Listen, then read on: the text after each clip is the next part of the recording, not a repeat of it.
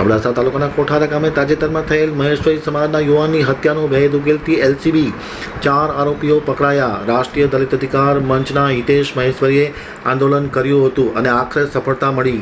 નલિયાથી મારા પ્રતિનિધિનો એક વિસ્તૃત અહેવાલ. અબડાસા તાલુકાના સાંધણ ગામના યુવાનના મળેલા મૃતદેહને મામલે 6 લોકો સામે હત્યાની કલમો તળે કોઠારા પોલીસ મથકે ફરિયાદ નોંધાયા બાદ આ મામલે ભુજ લોકલ ક્રાઇમ બ્રાન્ચે હત્યાનો ભેદ ઉકેલી નાખ્યો છે. કાયદાના સંઘર્ષમાં આવેલા 2 સગીર સહિત 4 લોકોની આ મામલે ધરપકડ કરવામાં આવી છે, જેમાં સજ્જનસિંહ, હરબંતસિંહ, રાયસિંહ અને વિજયસિંહ મલકતસિંહ રાયસિંહનો સમાવેશ થાય છે.